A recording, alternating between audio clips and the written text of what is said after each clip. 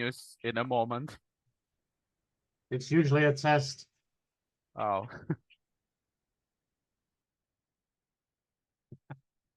Okay, yes. It's fine.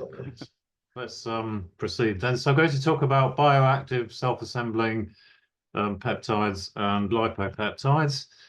The things I'm going to talk about in the next 20 minutes are not everything we do in the group. The next couple of slides is just a few pointers to other activities. So we have a program on amyloid peptides relevant to diseases like Alzheimer's.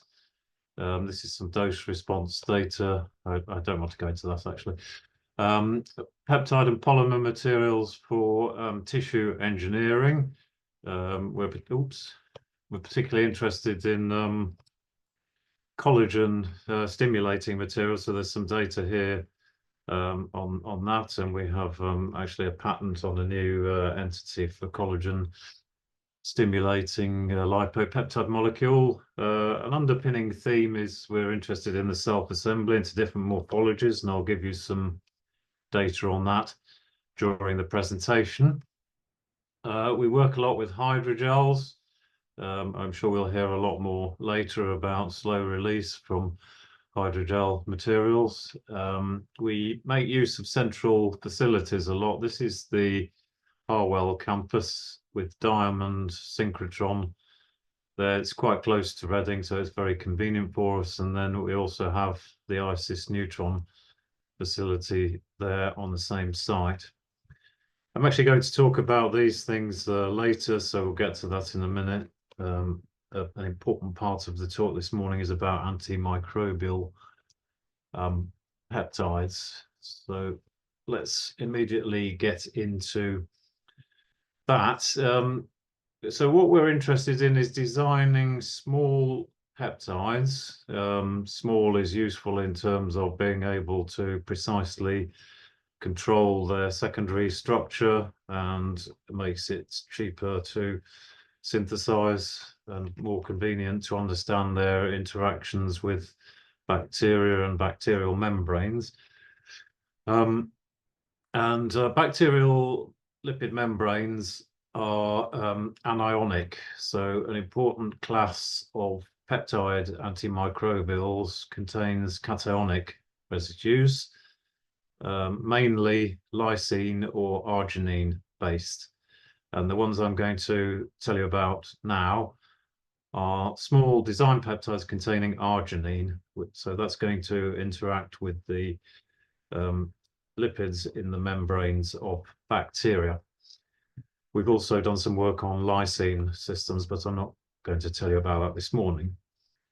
What we've done is to make surfactant-like architectures where we put the arginine at the ends in this sort of Bohle-amphiphyll molecule, or at one end, in these ones in the red box, of a hydrophobic sequence, which is here sequences of alanine. So that's a very simple amino acid with just one methyl side chain on it.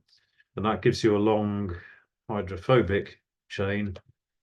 And it's quite remarkable, actually. Even one arginine is enough to give this amphiphilic character, so it will self-assemble. But it also gives it some bioactivity, as I will show you shortly. I will also give some data about these ones with slightly longer arginine sequences, so 3 or 4 arginine repeats attached to phenylalanine, which is hydrophobic and also aromatic. This one in blue is a variant of A9R. I think, actually, I can't see it because there's a zoom box in front of it. So A9R is here again. So that I'm starting off with this one, obviously, and in summary, it shows antimicrobial activity. It can form hydrogels in native water, and it stabilizes oil in water emulsions by a quite interesting mechanism, which I'll show you in a minute. So basic things we will do to characterize these types of surfactant-like peptides are to look at its conformation and aggregation. So we use thioflavin T, which is sensitive to beta sheet formation, to detect the concentration at which it starts to aggregate. There's a break point there at 0.05 weight%, which we assign as the critical aggregation concentration. It forms beta sheets. We use circular dichroism to detect that. So there's a characteristic minimum in the CD spectrum, and the FTIR has the corresponding peak at about 16 to 6 wave numbers.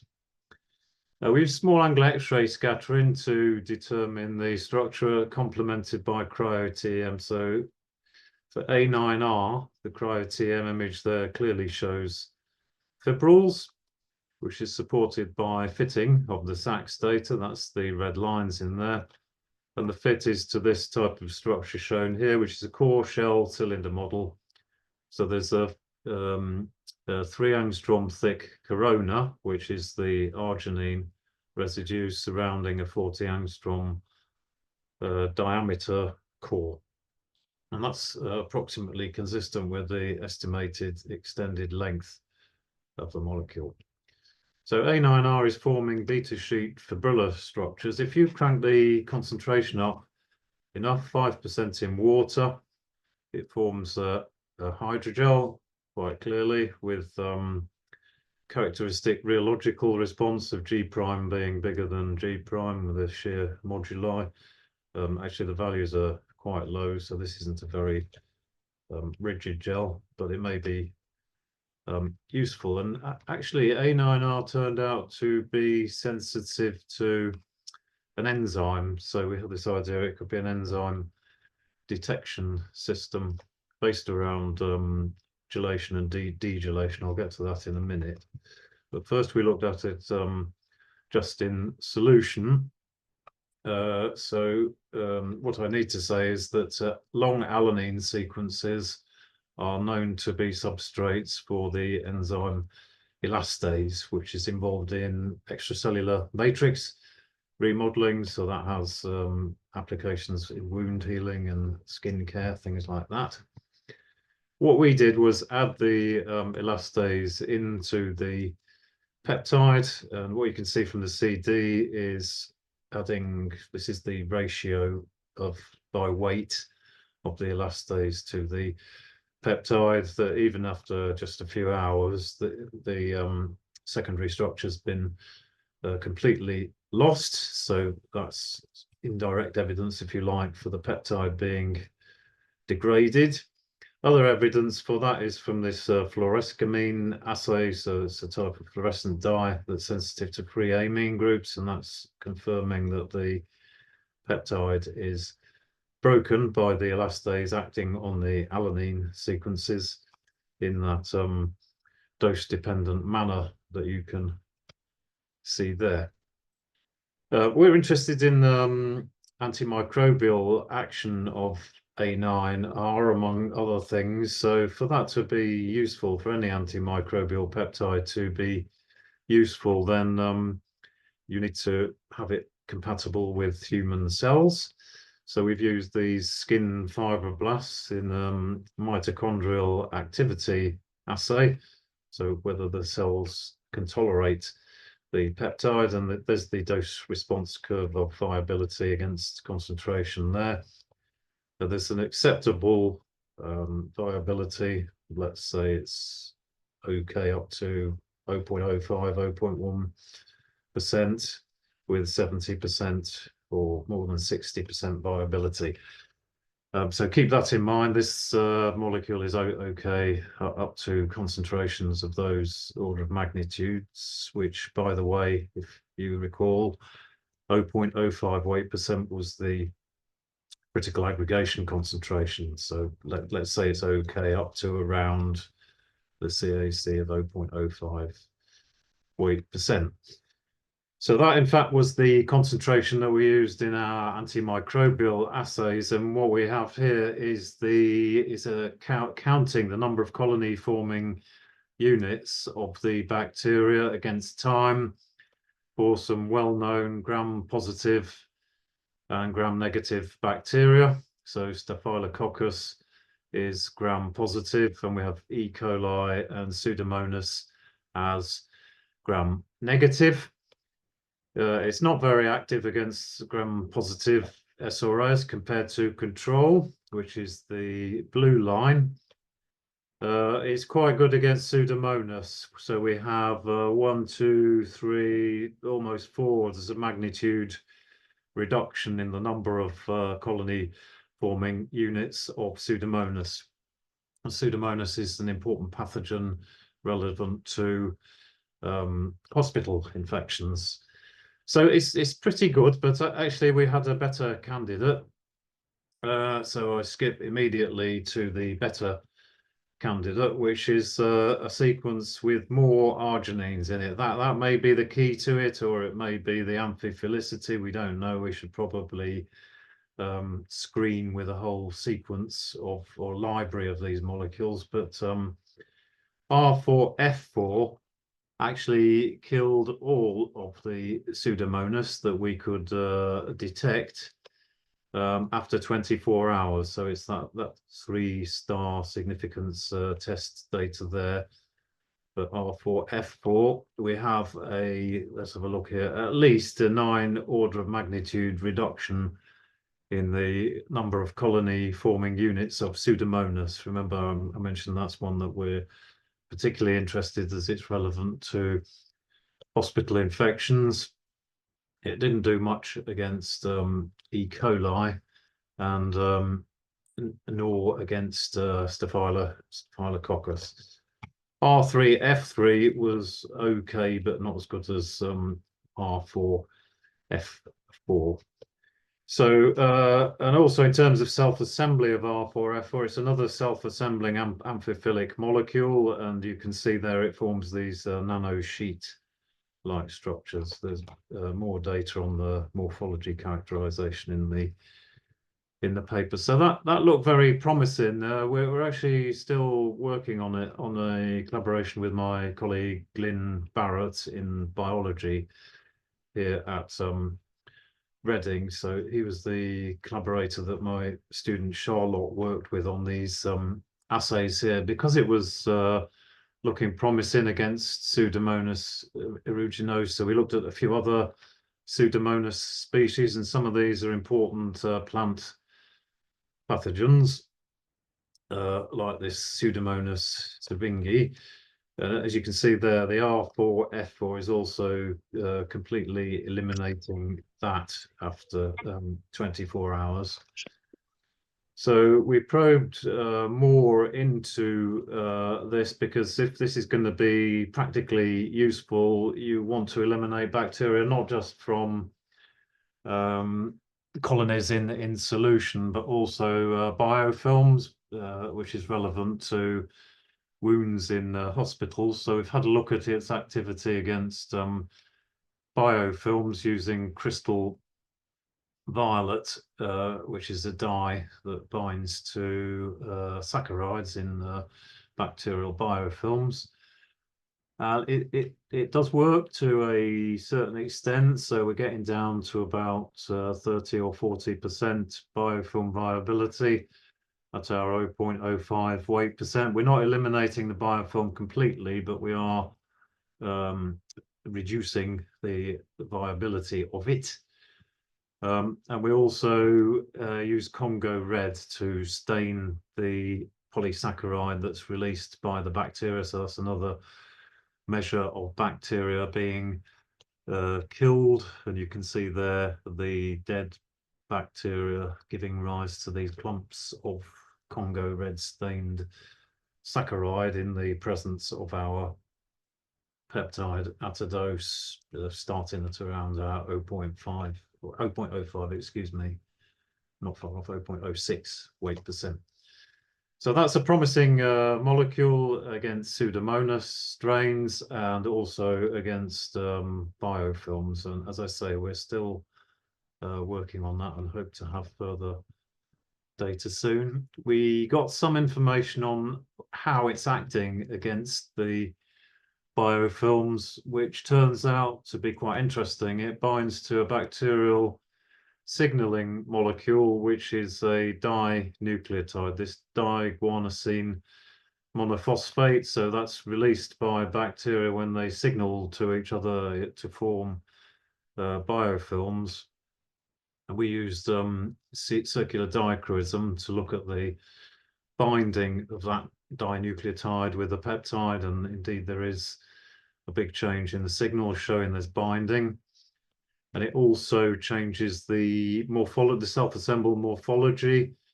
So you can see in the TEM there that nano sheet structure has been disrupted by binding to the nucleotide, and you can also see it in sacs. I'm going to run out of time, but I will go through this, which is about emulsion stabilization.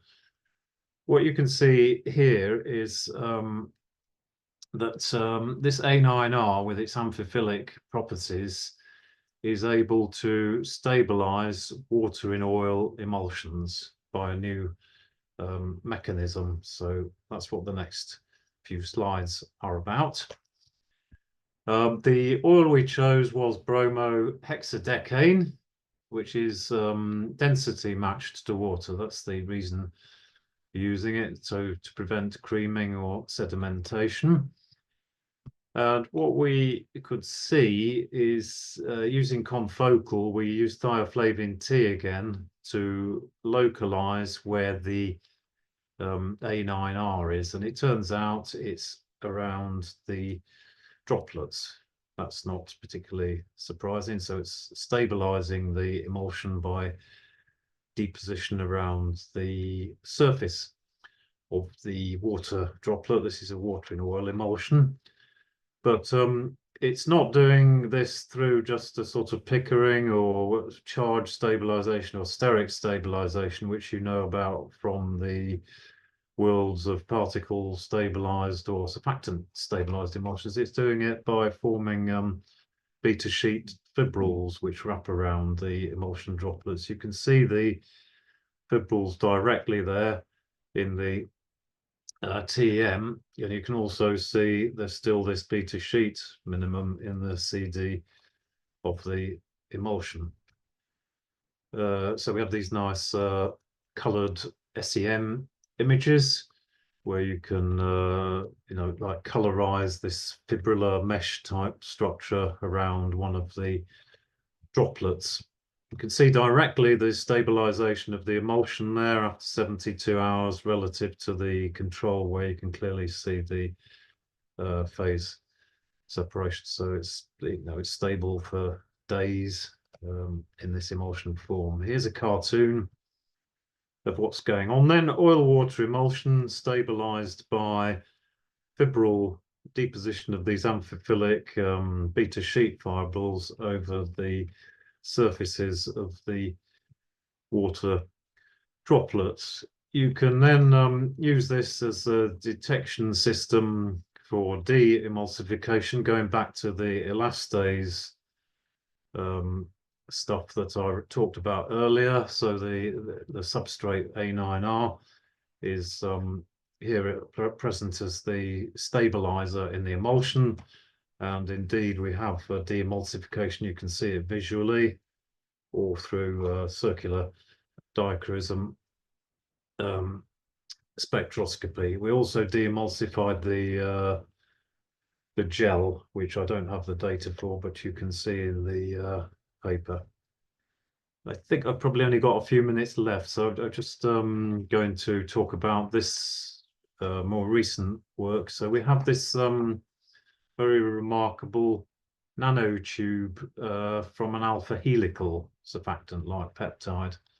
So there's not many peptides that form nanotubes, and there's even fewer from alpha helices. What you tend to have with alpha helices is that they can pack side by side to give you a tube structure. So imagine a bunch of rods stacked so that there's a hole down the middle. That can happen with coiled coil alpha helix packing. We have a different mechanism here. So this is a new type of tertiary structure, if you like. It's alpha helices which are packed in a different way, because this isn't a conventional coiled coil forming peptide. It doesn't have the heptad repeat that you would expect.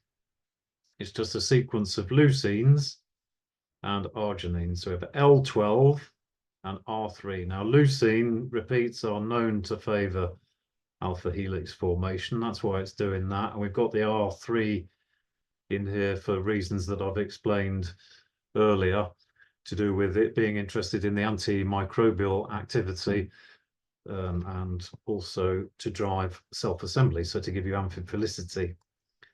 You can see in appropriate pH aqueous solutions that this forms nanotubes with rather thin walls. That's the wall thickness from the cryogenic TM. It's about 3.5 or 4 nanometers. We also get that more reliably from fitting Sachs form factor data.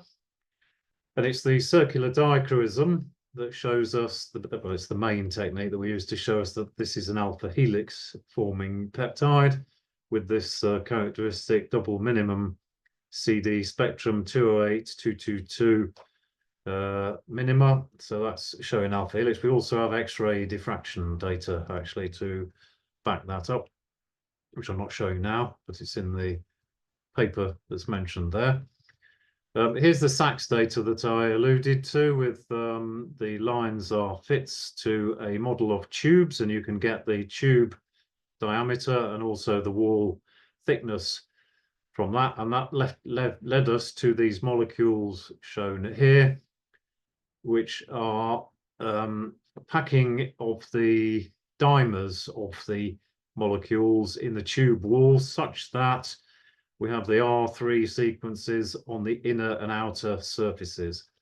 So that's what's driving nanotube formation. And we have arginine coated nanotubes with this hydrophobic leucine interior. And the wall thickness, as I've said, is consistent with this sort of fully interdigitated bilayer packing. At very low pH, we have these networks with these tripodal connectors of tubular structures, which you can see, for instance, in here. Also at basic pH, so similar sorts of things going on. We have the nano tripodal network structures. There's all the Sachs data for that. I'm sort of guessing, because I can't see the clock without leaving the presentation, that this is about time up. Would that be right? It's around 5 minutes you've got, but we could leave it for questions. Yeah.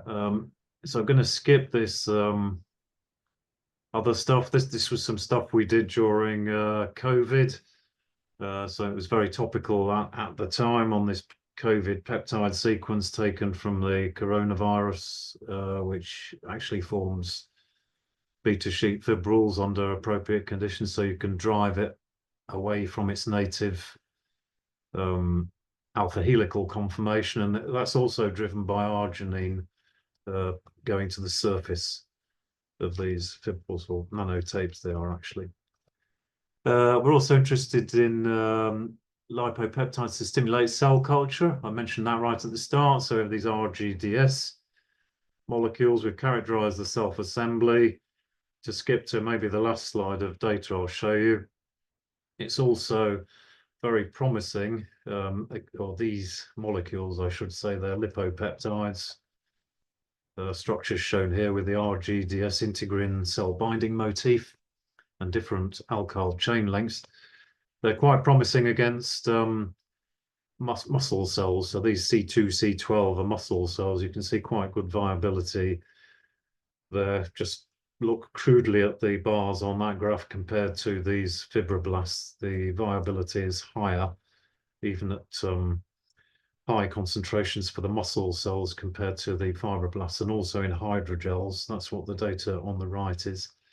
Furthermore, the muscle cells start to differentiate into myotubes, which is the first step on the differentiation of getting muscle-like tissue. Okay, So in conclusion, I've mainly talked about these amphiphilic arginine-based peptides. A9R is antibacterial, looks quite promising against Pseudomonas. It forms hydrogels, stabilizes water in oil emulsions by forming a fibrillar mesh over the water droplets. The better lead candidate is R4F4, another arginine-based amphiphilic peptide, strongly antibacterial against a lot of Pseudomonas strains and also biofilms. We have a novel alpha helical peptide nanotube structure from L12R3. I didn't really talk about that, but there's a summary of it. You can drive coronavirus sequences away from native structure under appropriate pH conditions. You get nanotapes with, again, this theme of arginine being a very interesting residue in a lot of our work. And finally, the muscle cell scaffolds based on RGDS integrin functionalized lipopeptides. I'm not going to mention that. I think sneak preview. We're commercializing this at the moment. Our collagen stimulating micellar molecule. We're also working on coacervates. To the physicists in the audience, we're doing various things with model very short peptides again. So that's another theme of our work. So a lot of the data today was measured by Dr. Castelletto, my wife here at Reading. Charlotte was a former PhD student who did a lot of the antimicrobial studies in collaboration with Glyn Barrett. Lucas and Callum have been involved with MTT cell assays, and that was done in collaboration with colleagues from pharmacy here at Reading. I've already acknowledged Lucas. He was in Sao Paulo. He's now in my group. The cryo-TEM, we have a very good collaboration with Ruukalainen's group in Finland. The small angle X-ray scattering is done at Diamond or the SRF or in Soleil. I have an EPSRC fellowship, so that's the main funding at the moment, but those other funders I'm also very grateful to. And that's me done. I'm open to, I guess, a couple of minutes of questions if there's any time. And there's a plug for a couple of books that I worked on during COVID lockdowns. Okay, Ian, thank you very much for this excellent talk. We have only